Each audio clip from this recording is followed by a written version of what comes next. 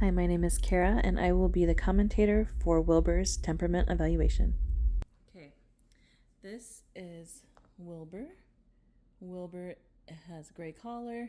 He's a male. This is his temperament test. Okay, so first up here, right away, we are going to jump into the first part of our test, which is where we want to see if Wilbur is human focused or if he is pack driven. Caspian here is a toy poodle stud of ours, and this is his first time being part of this, so he wasn't participating as well. But here you'll see Wilbur actually chose the tester, Sarah, and just as a little bit of background information, Sarah has done other temperament tests with us, so she's very experienced in this. But also, Sarah is a stranger to these puppies. They have not played with her, hung out with her. They don't know her, and so this is a evaluation based off of him meeting a complete stranger. As you can see here, he's a very playful puppy. His energy level is high.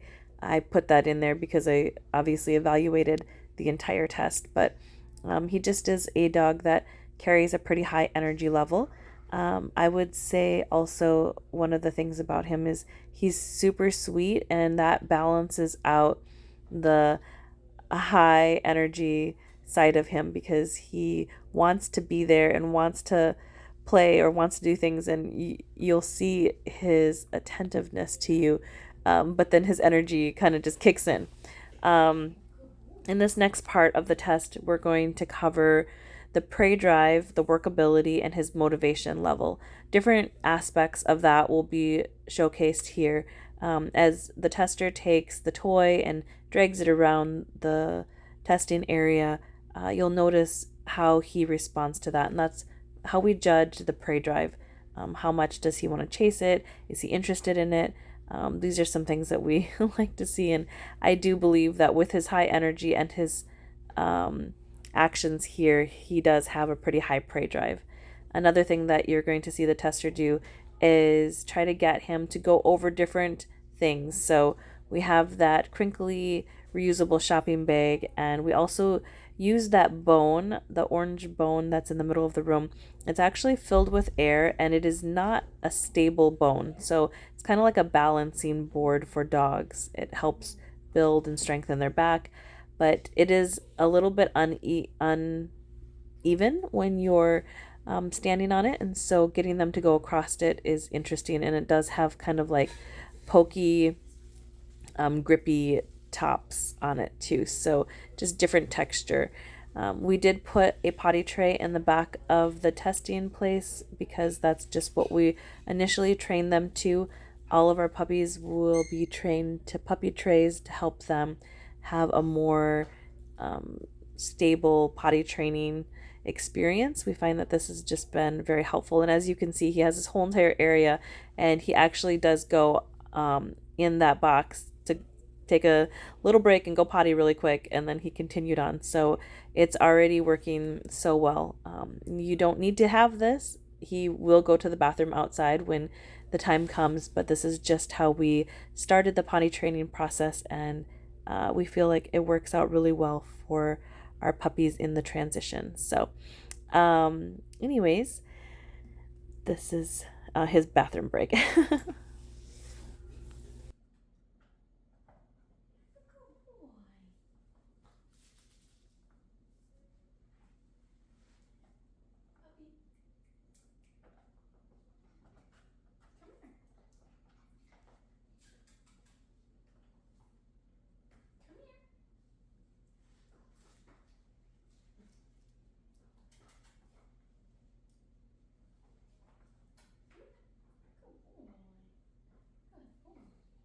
So up next, we are going over touch tolerance. So this is something that we started doing with our puppies at 3 days of age. We did this type of touching where we would run our hands up their back, cover their eyes, tug on their ears a little, play with their paws, turn them on their back, play with their tail, obviously clip their nails. They get their nails clipped once a week. And so we do these types of things to help them be more comfortable with it.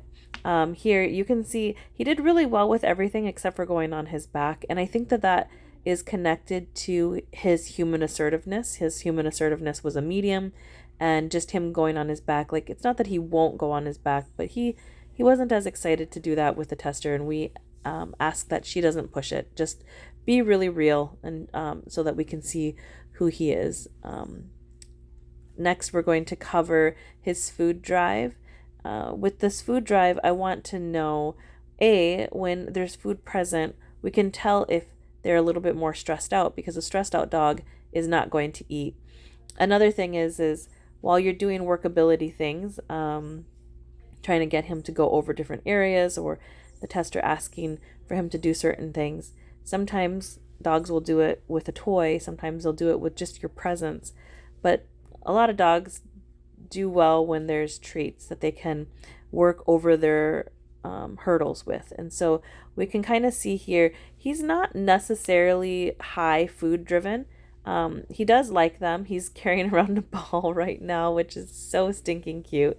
But he does like treats. The treats that we're giving him aren't actually treats. They're his vitamins that he gets. So he gets a probiotic and different types of vitamin supplements. And so there's only a couple that he gets one time a day, and that's what you're seeing him get right here. We typically use their dog food and then their vitamins as their treats, instead of introducing unnecessary type of food. So next up is the motivation level. Obviously, we see the tester finally get him over some of those things with some of that food. So that's pretty awesome.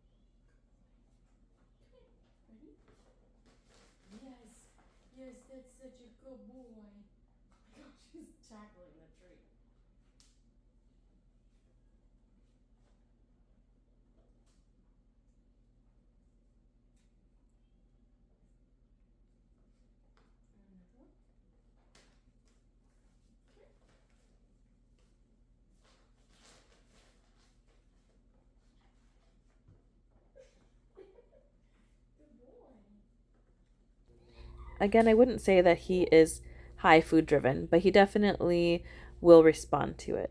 I think that he likes a little bit of everything: your attention, the toys, and the food.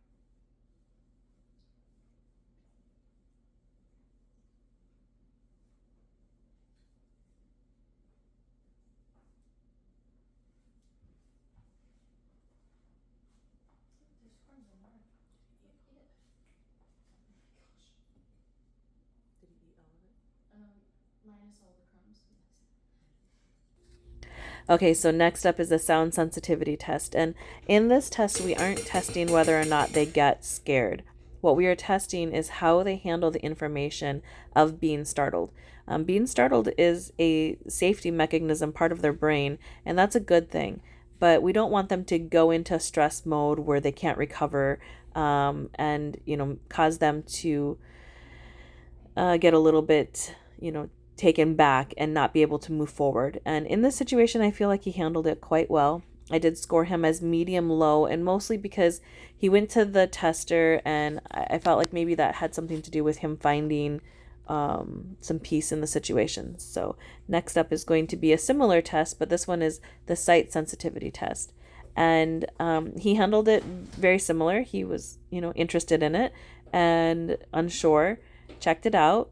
He didn't run and hide. He was very confident in what he was doing. So I scored him medium low for this one as well.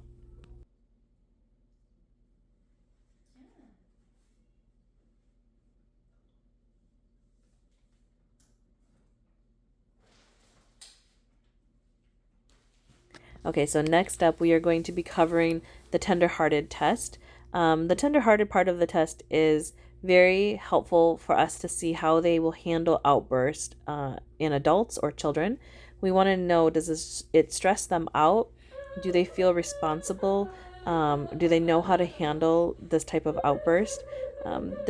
There's not necessarily a right or wrong answer in this. We just want to get an idea of, well, how does the puppy handle that type of information. In this case, he is seeing her have this outburst, and he's trying to figure it out. Like he's looking around. He's really doing a lot of evaluating. We do like to see them go up to the tester's head. This does show me that he has some tenderheartedness. I did score him as highly tenderhearted. It's either not, moderate, highly, or extreme. And I felt like he was right in that moderate to highly area. So that is his score from us. Okay, so let's talk about some information about Wilbur. There are so many great things to say, but there are some things that I do want to bring some attention to. Wilbur is definitely one of those puppies that I think would be really easy to just fall in love with. He's so cute, and his cuteness does match his ability to be just to love him. I think that hand in hand, he's such a great dog. However, there are a couple things about him that I think are worthy to be mentioned. First off, the fact that he has a medium human assertiveness, coupling that with his confidence level being high, and his nerve strength resilience being medium, and his energy being high, I do think that he would probably be best in a home that didn't have small children. Not that he would be bad with them, but I just think that as a mom who has had little children in my house, the energy of him on top of little kids, it does feel a little bit chaotic to me. If that's your thing, then maybe you would just love him to pieces and everything would be great. But I envision a great home for him to look like something, potentially somebody who has older children, where the energy level of your home is less than what he is bringing to the table. I also do think that he would do amazing in a situation in a home where they would invest the dog training time, especially when he's a puppy, because his foundation is great. We've done a lot already to elevate him to a better place. But I think that training is really going to bring him so much further. And the fact that he has a high workability means that all of the things that anybody could have to deal with in the puppy stages of his life will be easily curbed with a little bit of investment into him. I do think that he is a very sweet dog who would be great in a home with just him, but he would also be good in a home with other dogs as well. So this concludes my temperament evaluation of Wilbur.